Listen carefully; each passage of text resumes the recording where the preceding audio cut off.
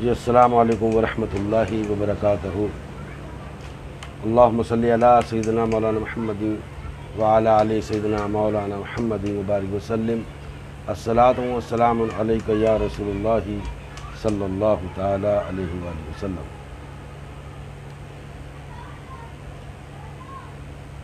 آج کا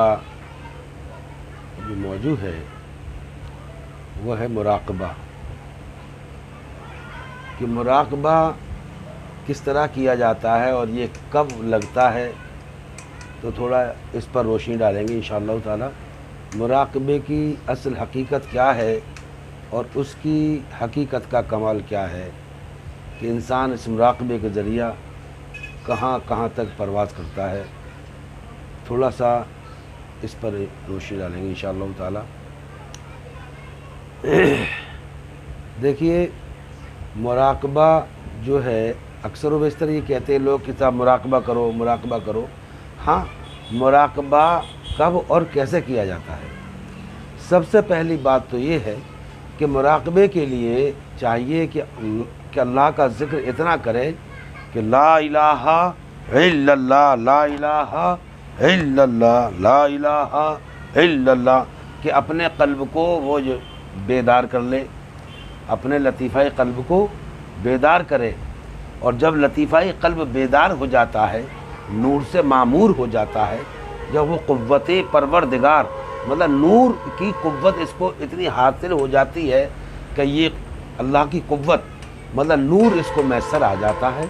تو اس کو ایک قوت ایک پاور میسر آ جاتی ہے۔ تو اس کا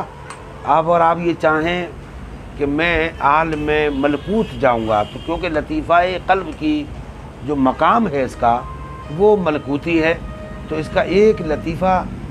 قلب کا ایک جثہ نکلتا ہے، اس کی روح نکلتی ہے قلب کی، اور وہ نکل کر کے عالم ملکوت میں پرواز کرتی ہے، اور وہاں پر وہ تمام دیدار کرتی ہے اور وہاں تمام نظارے کرتی ہے۔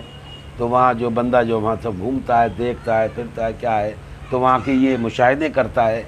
تو اس کو یہ ایک مقام حاصل ہے کہ وہ ملائکہ کے ساتھ اللہ کی عبادت کرتا ہے، اور ایک وہاں پر جو ہے دیکھتا ہے، اور جب وہ چاہتا ہے تب وہ واپس ہو جاتا ہے۔ تو یہ ادنا درجے کا ایک انسانی مراقبہ ہے۔ تو اس سے معلوم یہ ہوا کہ ہمارا لطیفہ قلب جو ہے، یہ لطیفہ قلب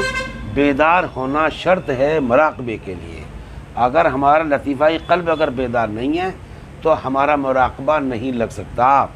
اچھا، ایک اس سے ابھی ادنے درجے کی بات یہ ہے کہ جس کا نفس تزکیہ نفس ہو جاتا ہے، جس کا نفس پاک ہو جاتا ہے، صاف ہو جاتا ہے، مصفہ ہو جاتا ہے،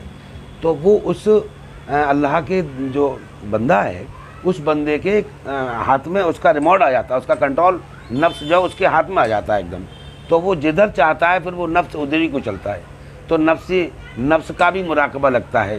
اس کو جو ہے کشف مراقبائی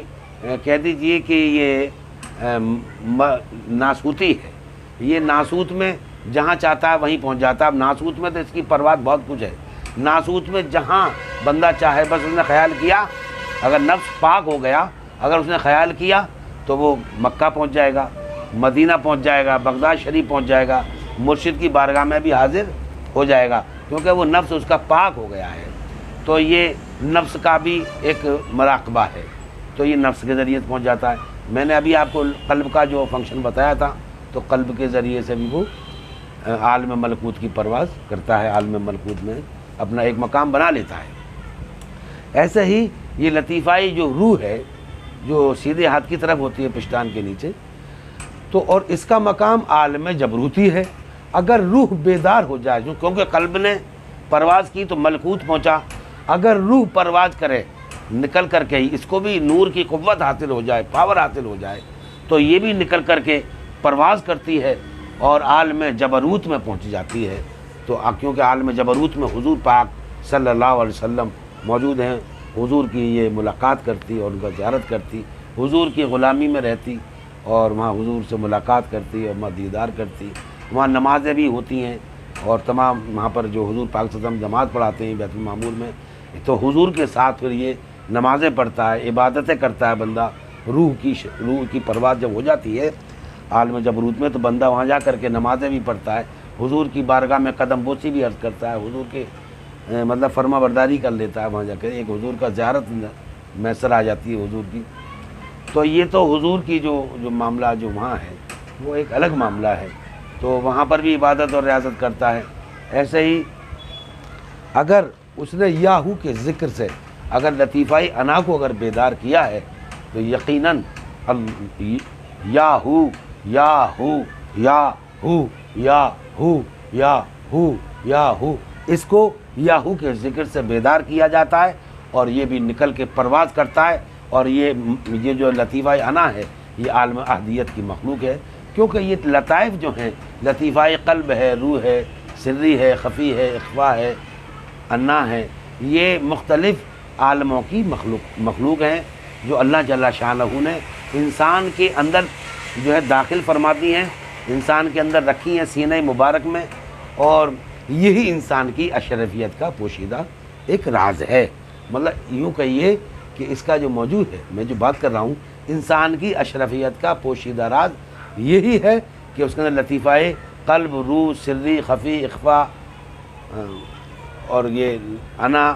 یہ تمام یہ الگ الگ عالموں سے انسان کے اندر رکھے ہیں۔ تو اللہ جل شانہ نے ہمارے لیے بڑی یہ اللہ تعالیٰ نے یہ انسان کو یہ طاقت بخشی ہے، اور یہ اللہ کا بڑا فضل ہے کہ لطیفہ قلب یہ انسانوں کے سوا کسی کے پاس نہیں ہے۔ قلب جو ہوتا ہے، لطیفہ قلب کی روح، یہ نہ تو جناتوں میں ہوتی ہے اور نہ ہی یہ فرشتوں کو حاصل ہے، کیونکہ اسی لیے جنات بھی وہاں تک نہیں پہنچتے جہاں تک کہ انسان چلا جاتا ہے، نہ ہی فرشتے وہاں تک پہنچ پاتے جہاں تک کہ انسان چلا جاتا ہے، اور اتنی پرواز کرتا ہے، اور بھی اللہ تعالیٰ کے دیدار میں چلا جاتا ہے، حد درجہ کہ رب کی بارگاہ میں اللہ تعالیٰ کا اتنا قریبی اور نزدیکی ہو جاتا ہے یہی انسان، یہی اللہ کا بندہ، کہ اللہ تعالیٰ اس سے بغل غیر ہو جاتا ہے اور اپنا حبیب بناتا ہے، دوست بناتا ہے۔ اور تو انشاءاللہ تعالیٰ میری دعا ہے اللہ جل شانہ سے کہ پروردگارہ ہم سب کو راہ سلوک میں چلنے کی توفیق عطا فرمائے پروردگارہ، اور تمام ہمارے سلاسلے عالیہ، قادریہ، چشتیہ، بلولائیہ، جہانگیریہ جتنے بھی ہمارے بھائی ہیں اور ہمارے جو پیر بھائی ہیں، ہمارے جو چچا پیر ہیں، پروردگارہ ان سب کو صحیح سالم رکھ پروردگار۔ ہمارے سلاسل میں تو نے محبت دی ہے ہم سب میں پروردگارہ، اور